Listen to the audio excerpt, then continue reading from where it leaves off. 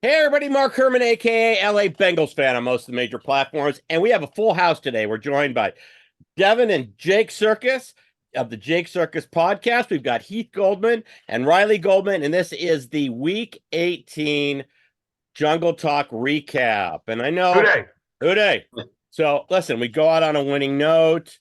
Uh, we'll get into all the implications of everything, including the father son pushing each other around. But Jake does some amazing podcasts. So Jake, tell them where they can find your stuff. Yeah, Jake Circus podcast will be back next week. We're gonna do something we've done the last couple of years before the playoffs, and then we'll do some college basketball stuff, kind of a full update of what's happened in hoops so far as we're fully into hoop season. So Jake Circus podcast, Spotify, and YouTube. Look out for that late next week. All You right, say and hoops, Riley, Jake. You talking about pro or college? College hoops. Tell them where they can find you on the app formerly known as Twitter. On whatever you want to call it, at sportsball with 3 L's at the end, and on Instagram, RileyG_photos. There you go. Yeah, a little shout out to Riley G. He's a pretty talented photographer and wants to be a sports photographer maybe when he grows up. So he's got sports photos and a lot of stuff around town in Boston. So go check it out. Give him a little bit of follow if you can. Okay, well, we did win, so I bought the Mighty Ducks Quacker, but it was kind of like a preseason flair to the game. I mean, from the get-go, the Browns clearly, didn't, it was meaningless for them. But we will do the Quacker. I think you can get a new quacker. Oh, there it goes. There you that go. thing needs to be. You know what it is? That's my microphone has a noise canceling thing. So when there's a sudden noise, it cancels it. So it cancels our horn. So I will come up with something, either a new microphone or a new horn for next season. We'll work on it. It's a work. This whole show, it's organic. It's a work in progress. So, So first the half. 2023 Bengals season. What's that? So's the 2023 Bengals. Yeah, exactly. So, hey, we did accomplish some things this year, and we'll talk about it because there is some positive stuff from the season. I know our season ended today, but to be honest with you, we would not have made a deep run in the playoffs with this roster. So we're better off. What did we say? We were drafting 18. So we figured out. I have it at 18. I don't see anything that can change it in the late games. The Rams are locked in the playoffs, so they're ahead of us.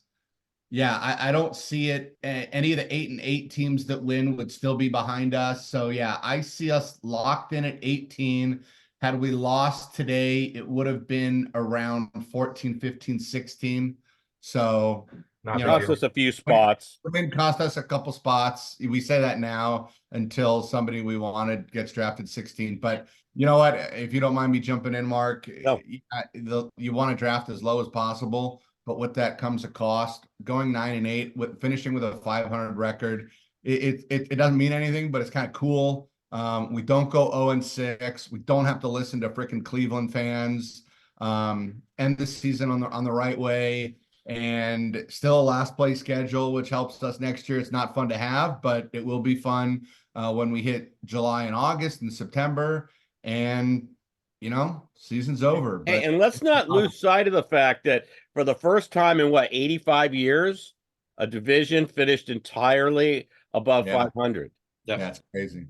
So, I mean, and I think because now with the different amount of games, there were probably where the last place team was 8-8. That probably occurred a lot, but because of the extra game, we were 9-8. So all the teams were above 500. We will be the number one. I'm predicting it right now. You can mark it down. We will be everybody's favorite worst to first pick for next year. It will be that simple because you're picking a 9-8 team that, obviously few things go our way and we're, in the one seed. So if you had told me that this division would have played out this way 18 weeks ago, 19 weeks ago, I would have told you you're effing crazy.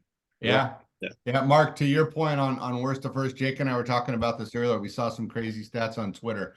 25 of the last 28 years, a team that finished last in their division made the playoffs the next year. In 32 consecutive seasons, 4 teams have made the playoff. 4 or more teams have made the playoffs that didn't make the playoffs the year before. And there's a cool stat out there on what you just said, worst to first. Couldn't find the number, but it's shockingly high. Yeah. So We did it 3 years ago, 2 years ago, we were worst to first. we will be everybody's favorite pick for the worst to first. It's low hanging fruit. So Yeah.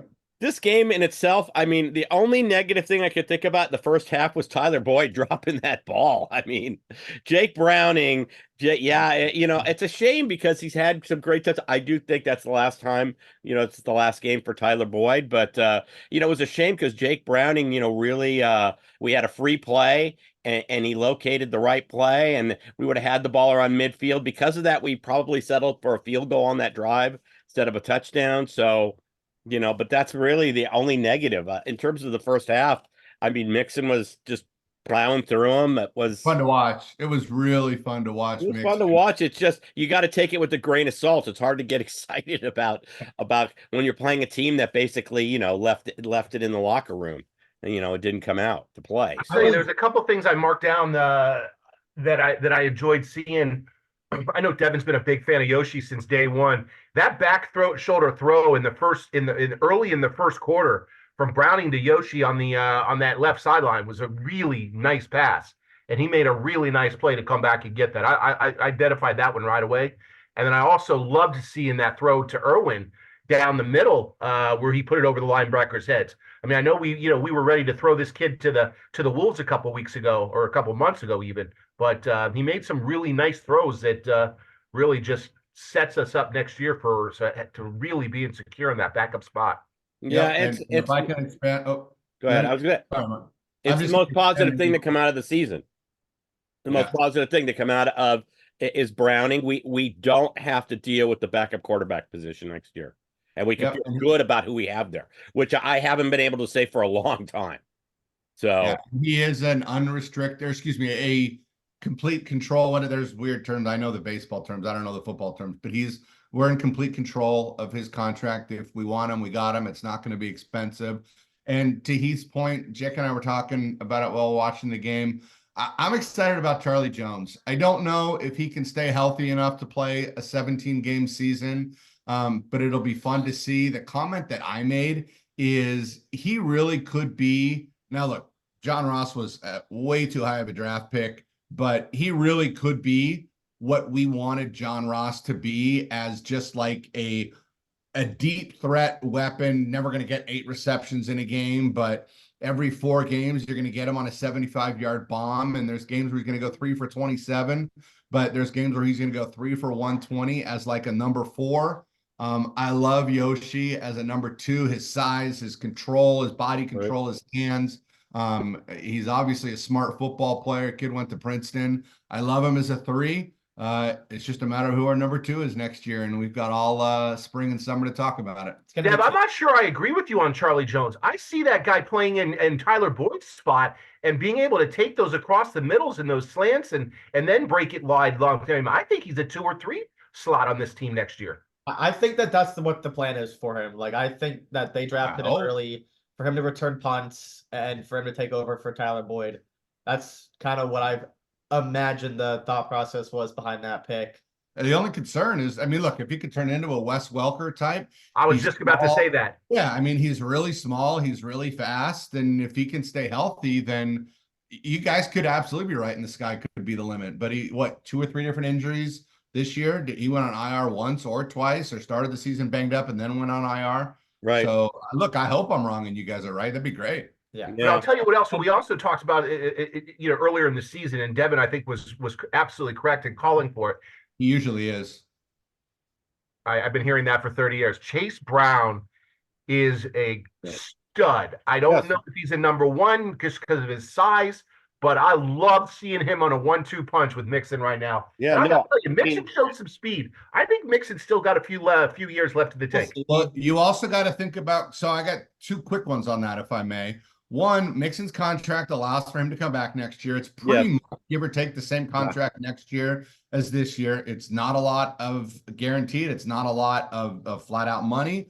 And in this day and age in the NFL, you don't need a number 1. You need two good guys. Agreed. Unless your name's Christian McCaffrey or Derrick Henry from 3 years ago, or Austin Eckler, or Derrick Henry from or today. Derrick Henry today, or Austin Yeah. Eckler from 2 years ago. You don't need one. You don't need one monster. You need two guys that can do it. And Yeah.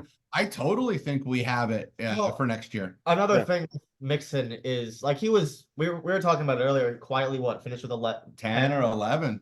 11 touchdowns this year because he had 2 today, 1 rushing, 1 receiving. So 11, however many touchdowns this year. We don't really know what his body's going to be like next year. He's got to go through another full off season. He's going to go into year 9.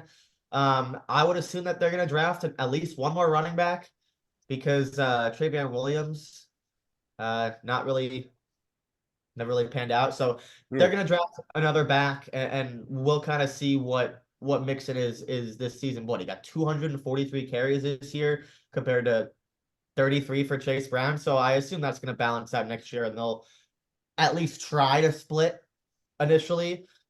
Maybe get another young guy in the mix. I doubt they're going to dip their foot in the running back pool in free agency. They have plenty of other things that they need to worry about. Yes. We mentioned T. Higgins. T. Higgins is a Bengal until he's not.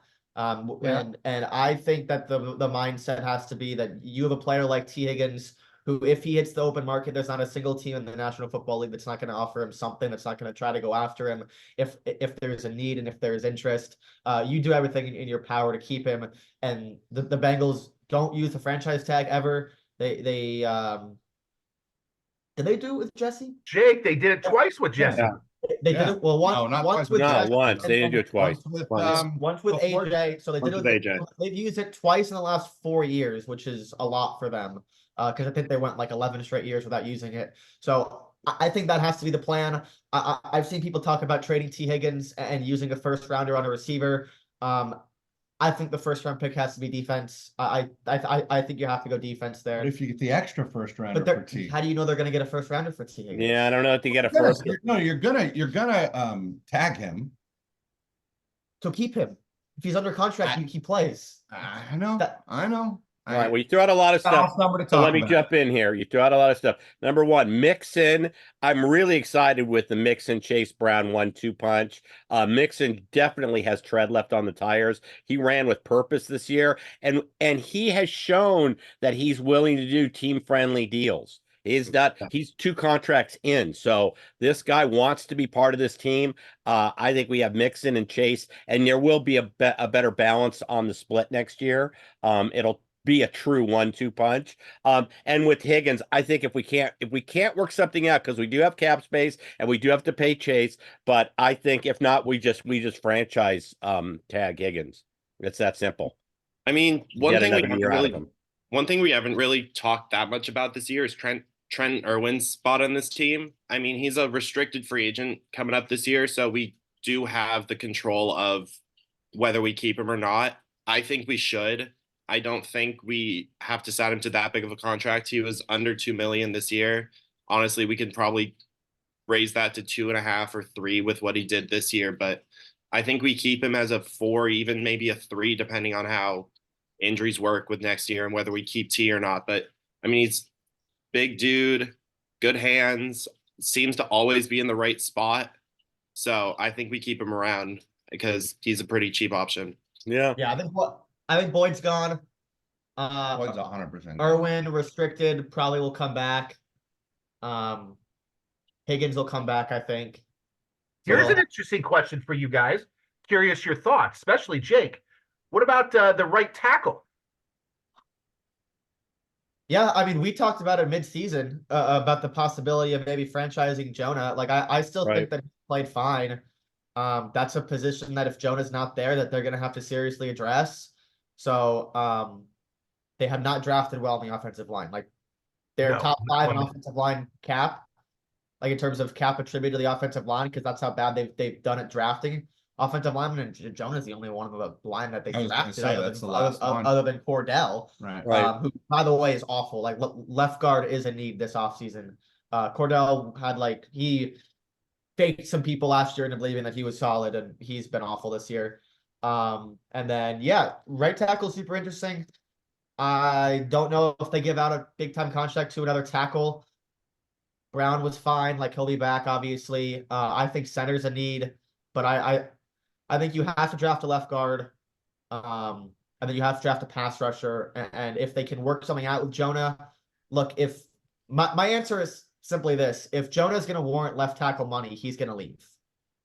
Right. If he doesn't, then we could maybe figure something out. But if all it takes is one. If there's one team in the league that has a desperate need at left tackle and wants to go somewhere else in the draft, and they call up Jonah Williams and say, well, we'll give you $17 million for a year to come play left tackle for us, he's gone.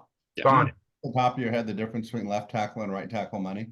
Is it 3 to 5 million a year type All of you got to do is look at what Jawan Taylor got from the Chiefs.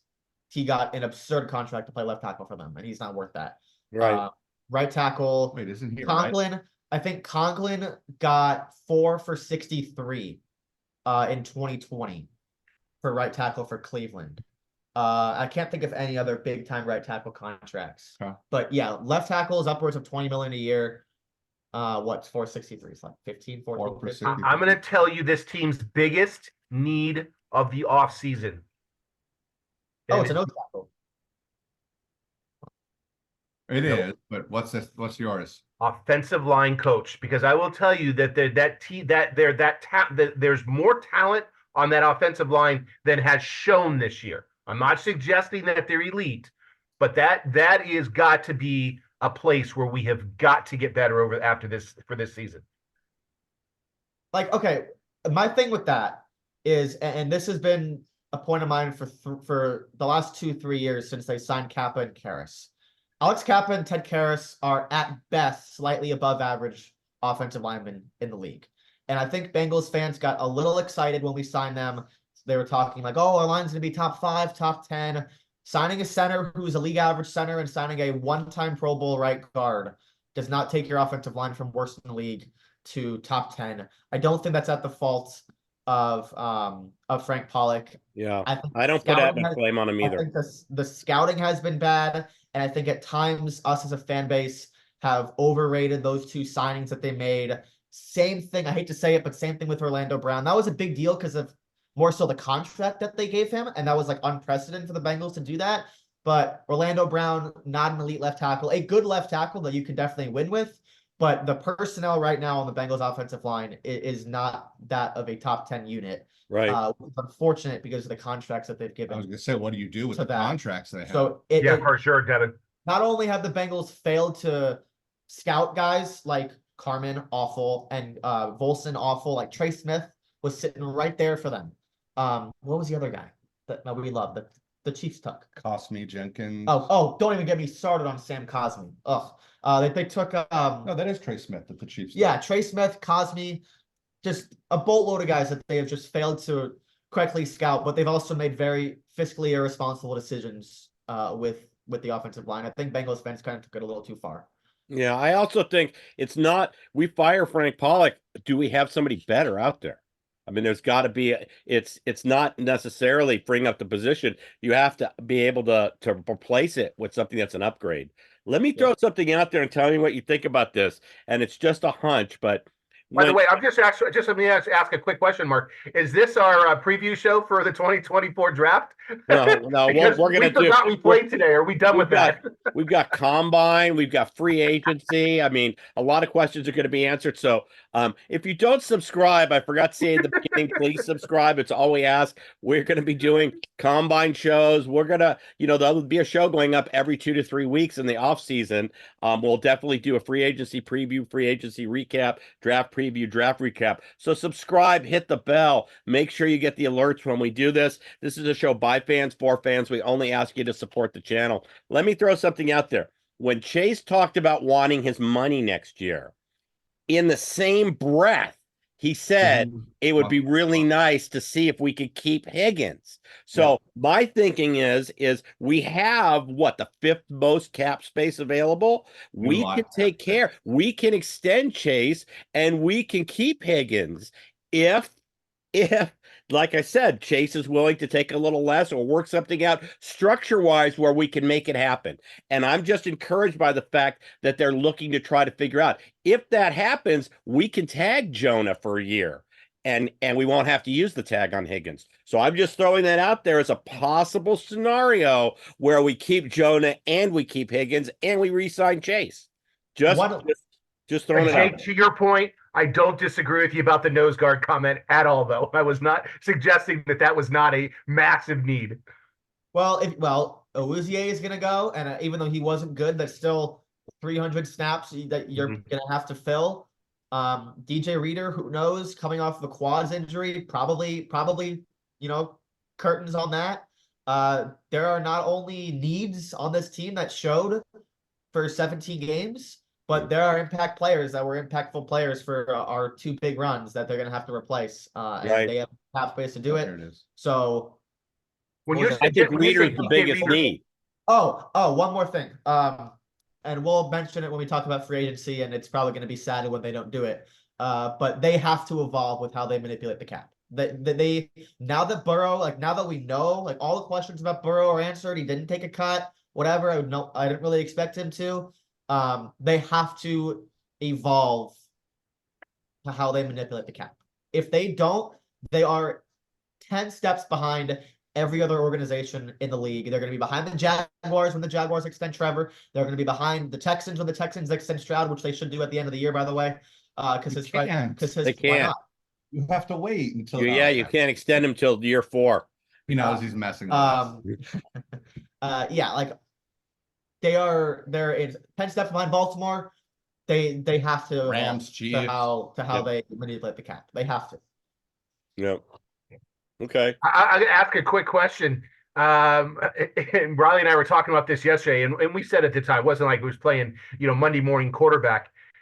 How bad was that decision to take Bryce Young over CJ Stroud? Even looking back on it at the time, only people who thought that pick was the right pick was the Panthers management.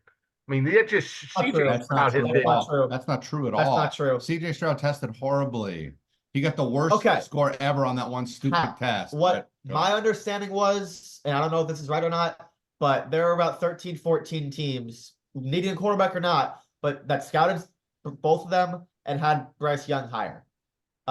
What the media did to CJ Stroud was just awful. Embarrassing. It was a horrible, overreacting to the simple test score. All I needed to do was see that Georgia game, and it was him running and doing all that stuff. Yeah. Bryce has I've lost my patience on Bryce Young, but we'll see what they do in the offseason. Black Ohio State quarterbacks, unfortunately, have never gotten a great look, and Haskell just continued that trend. Fields is getting brutalized, and now say it again. Haskell. Haskell.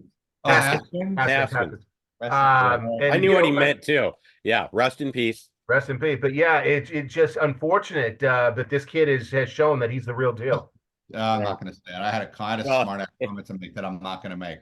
But okay, I feel like we're wrapping. Can I throw one thing out there? Sure, go for it. Game. Joe Mixon, 1,000 yards eclipse today. Yep. Yes. Jamar Chase, 100 receptions for the first time in his career. And then hats off to this guy, MVP. Yeah, I know he only got if he holds on to the guy, that's a whole sack, but that still leaves him a sack and a half short. So I think he was alone in second place behind most underrated player in the league. He's 100%. And arguably our best free agent signing in 20 years. And re-signing. Yes. Yeah. The only announcers that ever talk good about Higgins, it's so ironic. The only guys that show love to Hendrickson is Nance and Romo. That's it. Those are the only guys that whenever they have a Bengals game, they're always like, "Oh, I'm telling you, Jim, this Trey Hendrickson guy, he's top of the league." Oh, well, we have a lot of Saints fans that watch this show. We're kind of their AFC surrogate team since getting Chase and Burrow and all that. And maybe could throw a couple comments in there, but as a Saints fan, they have to wonder what would their defense have looked like if they had kept him. I mean, letting him walk, and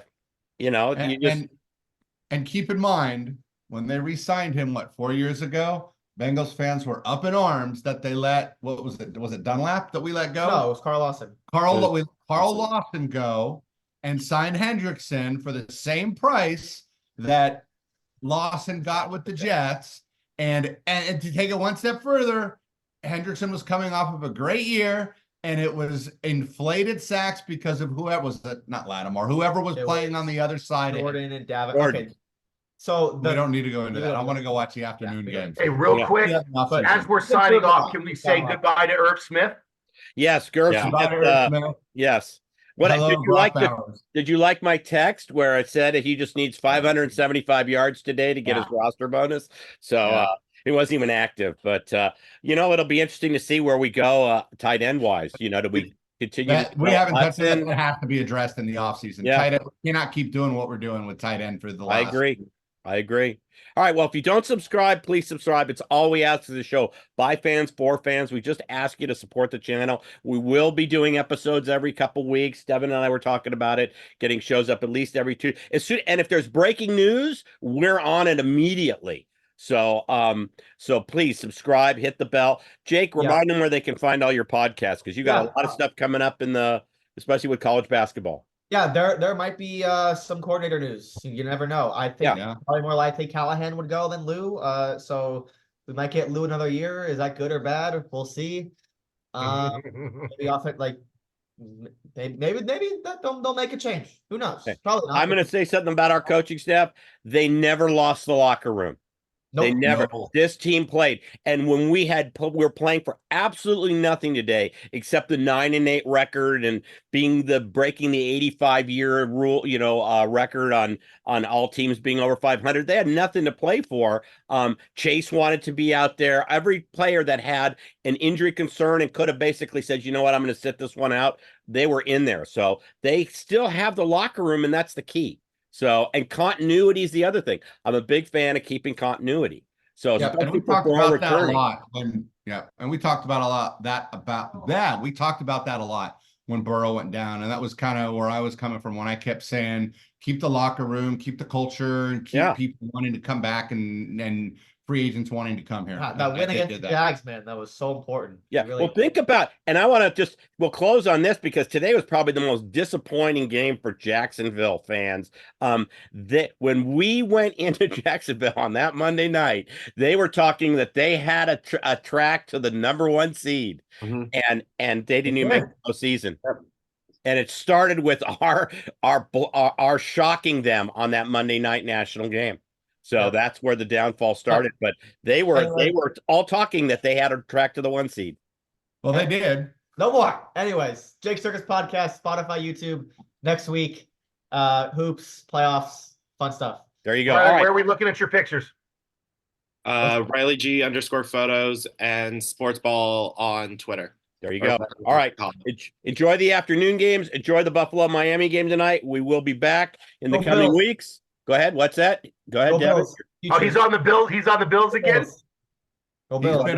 He's been back on the Bills for weeks. So I've got the Bills tonight too. So with that, I'm going to say, hoot everybody. Hoot. Take care.